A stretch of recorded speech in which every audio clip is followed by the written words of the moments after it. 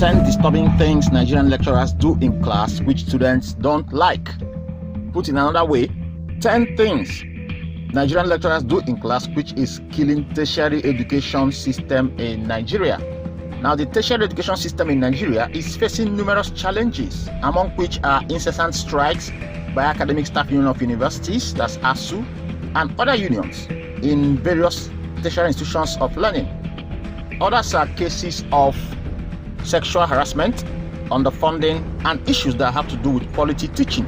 So these are what the society sees as challenges. So the numerous ASU strikes and strikes by non-teaching staff of these institutions, including cases of sexual harassment, that's sex for grade and others, these things take the focus from the public.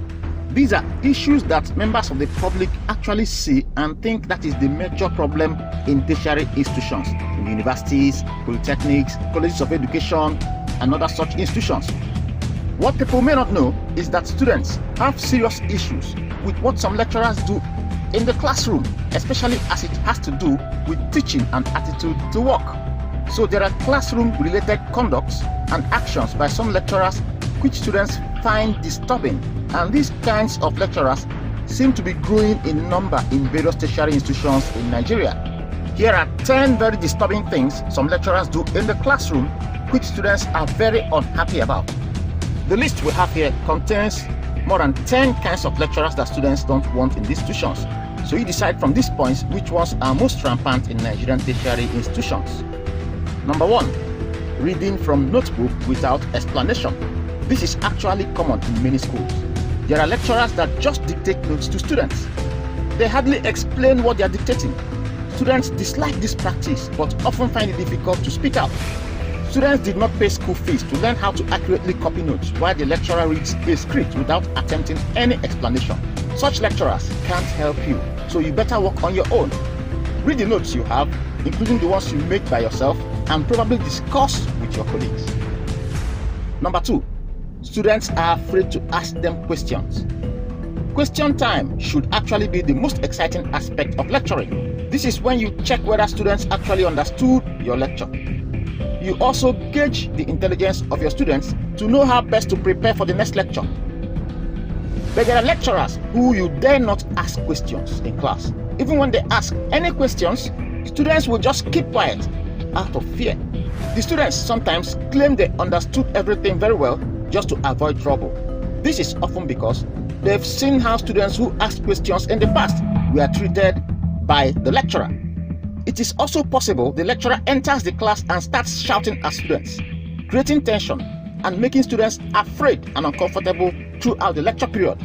Who can ask questions in that kind of situation? Such lecturers have the image of a terror, so students are often afraid of being victimized for asking questions. Number 3, they hardly show up in class.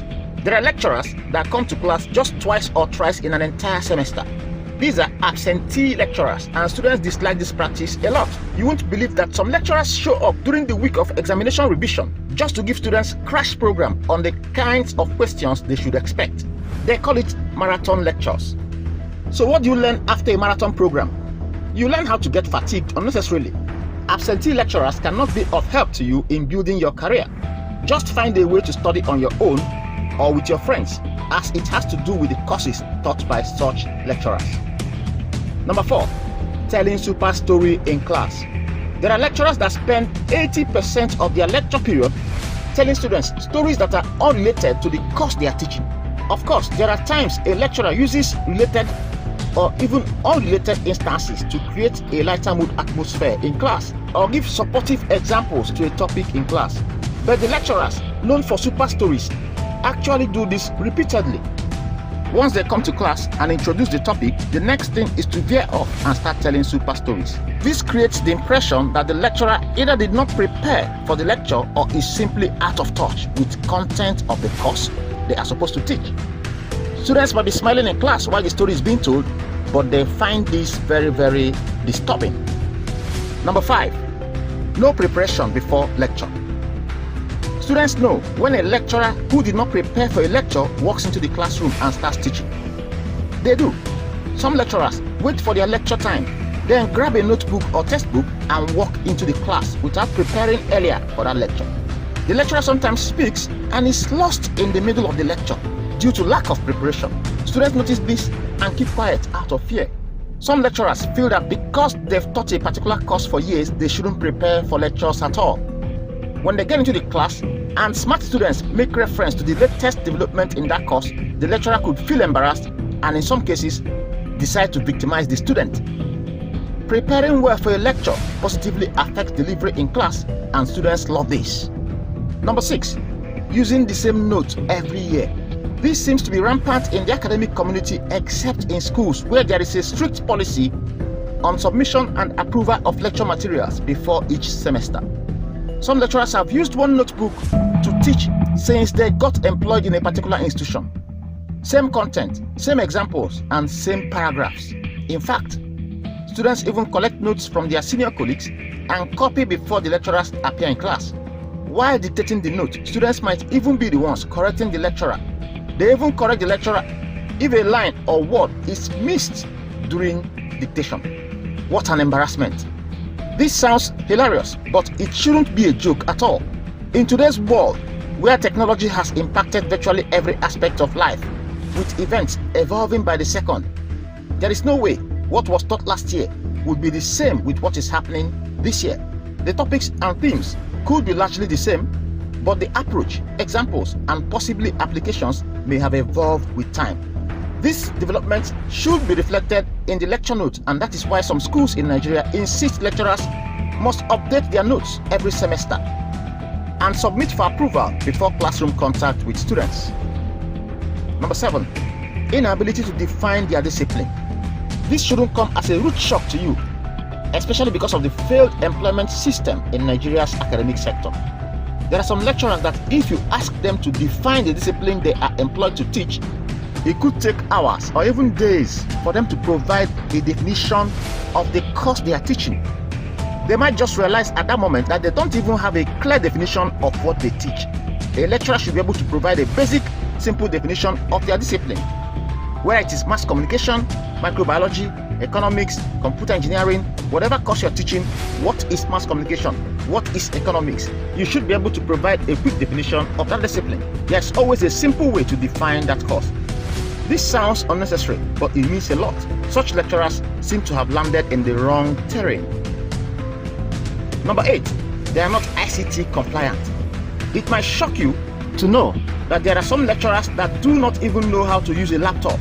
In today's digital world, any modern lecturer should have basic knowledge of how to navigate the ICT world, especially as it relates to their profession. If you can't do this as a lecturer, you are really in the wrong environment.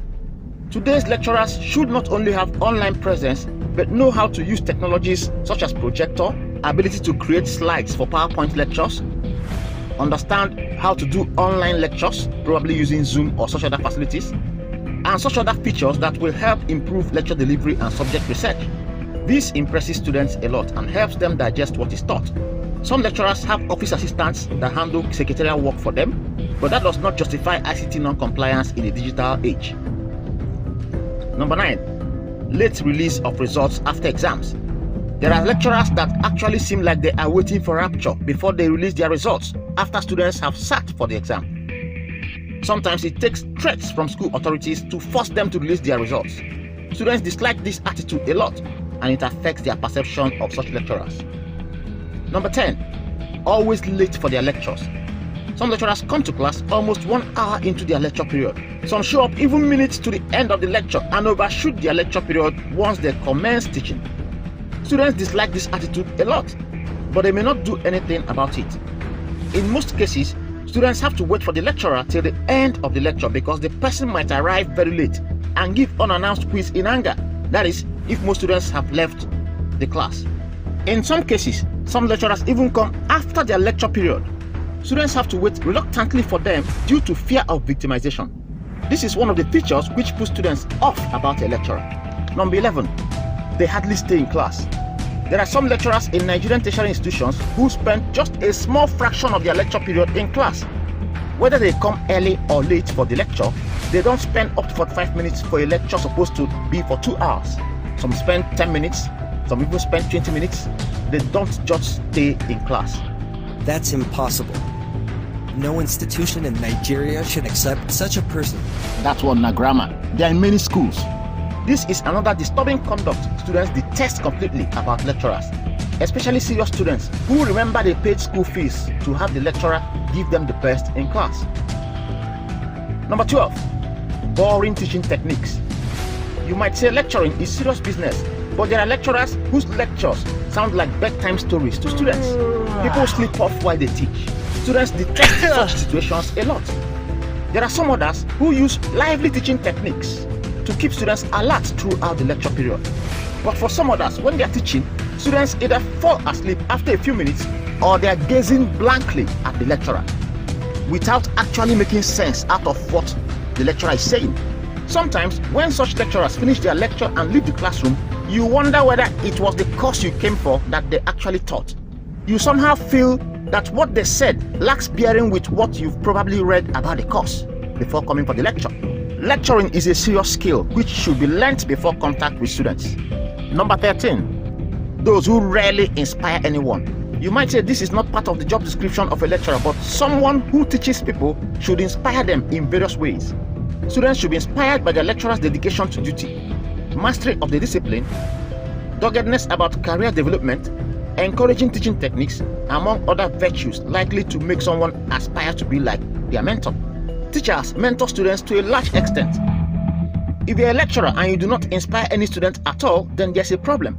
Even if no student approaches you to mentor them, the way you carry yourself as a teacher should inspire some students to desire a career in the discipline you are teaching them. Unfortunately, some students even dislike a particular aspect of their profession because of the lecturer that handled courses related to that area. The students are just blank when it has to do with those courses.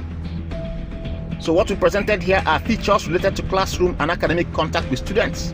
We did not lay emphasis on out-of-class activities and relationships which could also lead to negative perception of a lecturer.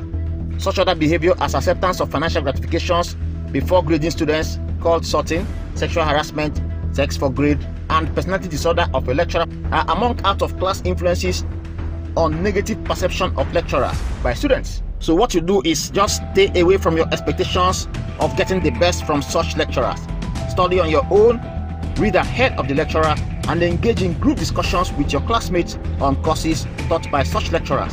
In most cases, confronting the lecturers or even reporting to authorities might not be of help because, unfortunately, the way the system is presently structured, such lecturers need further pressure before they can change for the better. Just try and study on your own, discuss with your colleagues, and read ahead because as a student, you have your destiny to preserve, build, and protect. If you enjoyed this video, please subscribe to our YouTube channel, like and share our videos too. Also click on the notification button so that you'll always be the first to get our videos.